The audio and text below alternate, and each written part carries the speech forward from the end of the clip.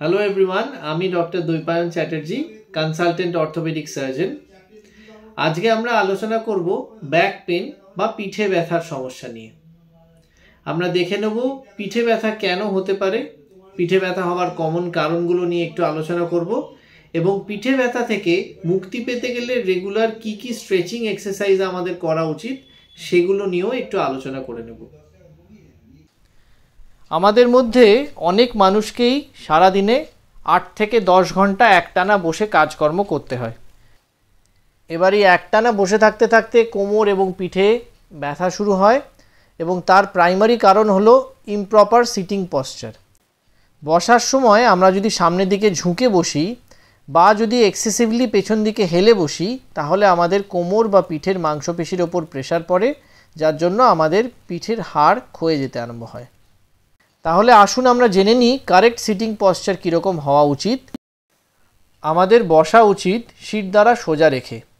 যে চেয়ারে আমরা বসছি সেই চেয়ার যেন আমাদের পিঠ এবং কোমর দুটোকেই সাপোর্ট দেয়। কম্পিউটার স্ক্রিন যেন থাকে আমাদের চোখের লেভেলে এবং থাকে 1 হাত দূরত্বে।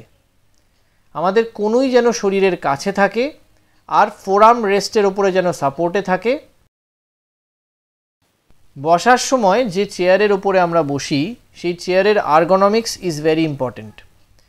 চেয়ারের রেক্লিনেশন অ্যাঙ্গেল হওয়া উচিত 100 থেকে 110 ডিগ্রি। চেয়ারটা যেন আমাদের থাইকে সাপোর্ট দেয় এবং আমাদের হাঁটুর সাথে চেয়ারের যেন একটা গ্যাপ থাকে। বসার সময় আমাদের পাটা যেন মাটির ওপরে প্লেস করা থাকে, হাওয়ায় যেন ঝোলানো না থাকে। প্রত্যেক 25 মিনিট কাজ করার পরে আমাদের 1 মিনিটের ব্রেক নেওয়া উচিত, যেই সময় আমরা কম্পিউটারের দিকে আর তাকাবো না। এই ছোট্ট ব্রেক আমাদের পিঠের মাংসপেশিগুলোকে রিজুভিনেট করতে হেল্প করে। এবার আমরা দেখে নেব আমাদের স্লিপিং পশ্চার কীরকম হওয়া উচিত। সোজা হয়ে শোয়ার সময় আমাদের হাঁটুর নিচে একটা বালিশ রাখা উচিত। এই বালিশ আমাদের কোমরের ন্যাচারাল কার্ভেচারটাকে ঠিক রাখতে সাহায্য করে। মাথার নিচে আমরা যে বালিশ দিয়ে শুই সেই বালিশটাও যেন অত্যাধিক মোটা না হয়, আবার খুব পাতলাও যেন না হয়। বালিশটা হওয়া উচিত 4 আঙুল মোটা এবং সেটা আমাদের মাথা এবং ঘাড় দুটোকেই যেন সমানভাবে সাপোর্ট দেয়। পাশ ফিরে শোয়ার সময় আমাদের 2 হাঁটুর মধ্যে একটা বালিশ রাখা উচিত। এই বালিশ আমাদের হিপ জয়েন্ট এবং আমাদের কোমরের ওপর থেকে প্রেশারটাকে কম করে আর আমাদের পিঠ বা কোমরের ব্যথা হওয়া রোধ করে। উপুর হয়ে শুলে আমাদের কোমরের মাংসপেশি এবং হাড়ের ওপরে এক্সেস প্রেশার পড়ে। তাই আপনার যদি অ্যাকিউট ডিস্ক প্রোল্যাপস না হয়ে থাকে বা অন্য কোনো মেডিকেল কন্ডিশন না থাকে যার জন্য আপনাকে ডাক্তারবাবু উপুর হয়ে শুতে বলেছেন, তাহলে এই পশ্চারে না শোয়াই ভালো। Standing posture. দাঁড়াবার সময় আমাদের পেছন দিকে বেঁকে বা সামনের দিকে ঝুঁকে কোনোভাবেই দাঁড়ানো উচিত নয়। দাঁড়াতে হবে সিট দ্বারা সোজা করে। কাঁধ পেছন দিকে কিছুটা টানা থাকবে এবং নিচের দিকে ঝোলানো থাকবে। মাথা থাকবে স্ট্রেট, চিন থাকবে সোজা। দুটো পায়ের মাঝখানে গ্যাপ থাকবে আমাদের শোল্ডারের যতটা গ্যাপ সেই সমান। এবং দাঁড়াবার সময় আমরা প্রেশারটা দেব আমাদের পায়ের সামনের দিকে, হিলের দিকে নয়।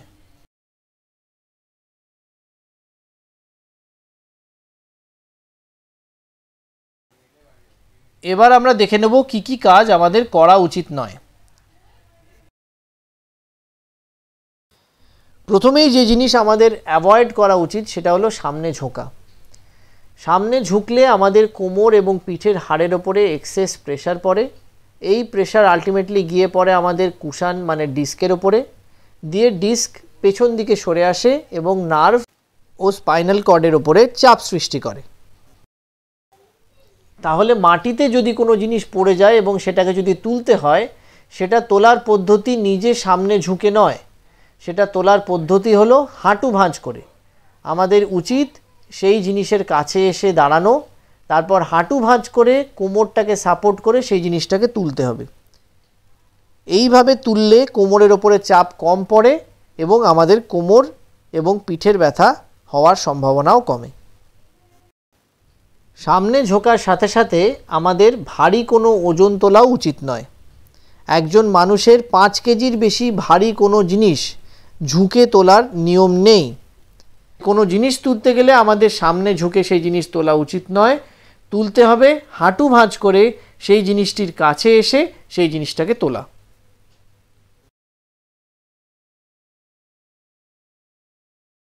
এবার আমরা দেখে নেব কি কি এক্সারসাইজ আমাদের কোমরের জন্য খারাপ। এইভাবে দুটো পা সামনের দিকে তোলা মানে স্ট্রেট লেগ রেজ আমরা যেটাকে বলি, সেটা আমাদের একসাথে দুটো পা তোলা কখনোই উচিত নয়।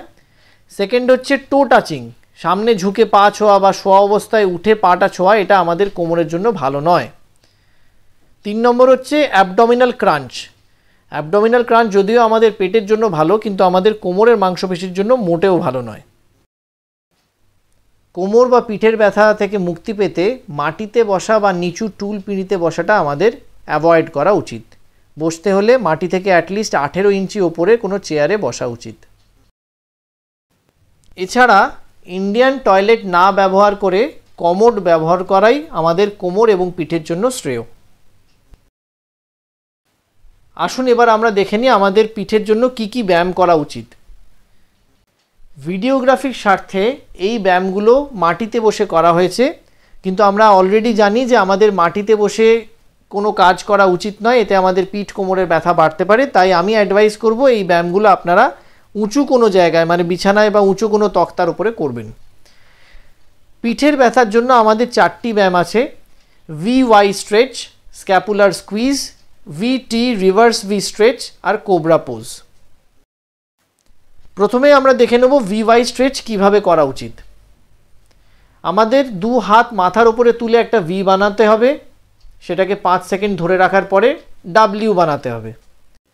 এই W বানানোর সময় আমাদের কনুইটা বডির থেকে পেছন দিকে ঠেলতে হবে, যাতে পিঠের মাঝখানে আমরা প্রেশার অনুভব করি, এবং এটাকে এই রকমই 5 সেকেন্ড রাখতে হবে। তারপরে ব্যায়ামটাকে রিপিট করতে হবে। সারাদিনে এই ব্যায়ামটা আমাদের 3 বেলা করতে হবে, এক এক বেলায় 15 বার।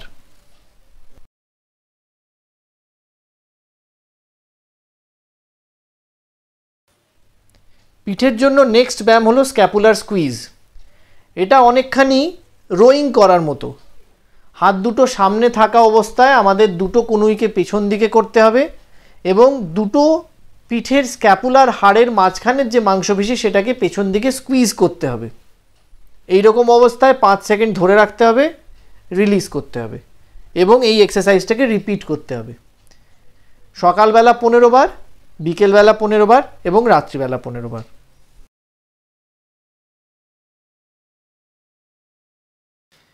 এই স্ক্যাপুলার স্কুইজ এক্সারসাইজটা যদি আমরা সাইড থেকে দেখি, আমরা দেখতে পাবো যে আমাদের দুটো কোনোই বডির পেছন দিকে যাচ্ছে এবং দুটো স্ক্যাপুলার মাঝখানের যে মাংসপেশি তার উপরে চাপ সৃষ্টি করছে।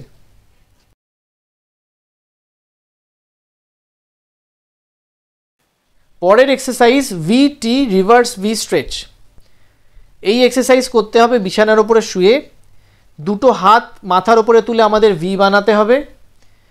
এই হাত দুটো বিছানা থেকে 6 ইঞ্চি ওপরে রাখতে হবে। এই অবস্থায় মোটামুটি 5 সেকেন্ড হোল্ড করতে হবে। এই যে যেমন দেখা যাচ্ছে যে হাত দুটো বিছানা থেকে 6 ইঞ্চি ওপরে রয়েছে।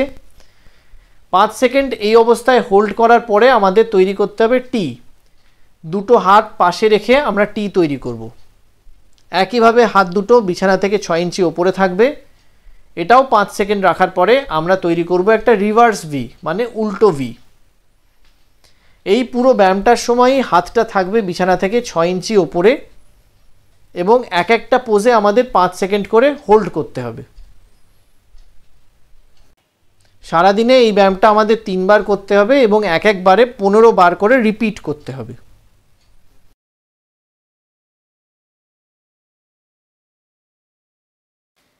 এবার আমরা দেখে নিই কোবরা পোজ কিভাবে করতে হয়। এই ব্যায়ামটা করতে গেলে আমাদের উপুড় হয়ে শুতে হবে। আমাদের পুরো হাত এবং ফোরআর্ম বিছানার উপরে রেস্ট করবে এবং মাথাটা থাকবে একদিকে ঘোরানো। এই অবস্থায় আমাদের আপার ব্যাক মানে শরীরের আপার পোর্শনটাকে আমাদের হাতের উপরে ভর দিয়ে ওঠাতে হবে। 5 সেকেন্ড হোল্ড করতে হবে, আবার শুয়ে পড়তে হবে। এই রকমভাবে 15 বার রিপিটেশন করতে হবে সকালবেলা, বিকেলবেলা এবং রাত্রিবেলা। এই ব্যায়ামটা করার সময় আমাদের খেয়াল রাখতে হবে যাতে আমাদের ঘাড়টা ব্যায়াম করার সময় নিচের দিকে না থাকে, আবার বেশি ওপরের দিকেও আর্চড না থাকে, তাহলে কিন্তু ঘাড়ে ব্যথা শুরু হয়ে যাবে এই ব্যায়াম করতে গেলে। ব্যায়াম করার সময় চোখ থাকবে সামনের দিকে এবং ঘাড় থাকবে নিউট্রাল পজিশনে, যাতে ঘাড়ের ব্যথা না হয়। এই ব্যায়াম যখন আমরা ইজিলি করতে পারবো তখন আমরা চলে আসব কোবরা পোজের সেকেন্ড স্টেজে, যেখানে কেবল হাতের তালুর ওপরে ভর করে আমরা পুরো আপার পার্ট অফ বডিটাকে তুলব এবং ওই অবস্থায় 5 সেকেন্ড হোল্ড করব। এই ব্যায়ামটিকে আমরা 15 বার রিপিট করব, সকালে, বিকেলে এবং রাত্রে। ব্যায়াম করার সময় চোখ থাকবে সামনে, যাতে ঘাড়ের ওপরে প্রেশার না পড়ে। মনে রাখবেন, ব্যায়াম করার সময় অল্প বিস্তর ব্যথা হওয়া স্বাভাবিক, কিন্তু যদি আমাদের ব্যথা তীব্র হয় বা যেসব সিমটম আমাদের আগে ছিল না, যেমন হাতে ঝিনঝিনানি বা অবশ ভাব, সেই সিমটমস নতুন করে তৈরি হয়, তাহলে এই ব্যায়ামগুলো করা যাবে না। দ্বিতীয় ব্যাপার হলো, আমরা আস্তে আস্তে ব্যায়ামের রিপিটেশনটা বাড়াবো। মানে আমরা শুরু করেছি 15 রিপিটেশন দিনে 3 বার, সেটাকেই আস্তে আস্তে সপ্তাহে সপ্তাহে 5 করে রিপিটেশন বাড়াবো। দ্বিতীয় সপ্তাহে 15 রিপিটেশনের জায়গায় 20 বার রিপিট করব দিনে 3 বেলা। এইভাবে 5 করে বাড়াতে থাকবো। যদি কখনো আমাদের এই বাড়ানোর সময় ব্যথা বেড়ে যায়, তাহলে আমরা পুরনো রিপিটেশনে আবার ফেরত এসে সেইভাবেই কন্টিনিউ করতে থাকবো। তাহলে বন্ধুরা, আশা করব আপনারা এই ব্যায়ামগুলো বাড়িতে রেগুলার করবেন। কারুর কোনো কোয়ারি থাকলে বা কোনো অসুবিধা হলে আমাকে কমেন্ট সেকশনে জানাবেন, আমি যথাসাধ্য চেষ্টা করব রিপ্লাই দিতে। আর বন্ধুরা, ভুলবেন না লাইক, শেয়ার আর সাবস্ক্রাইব করতে।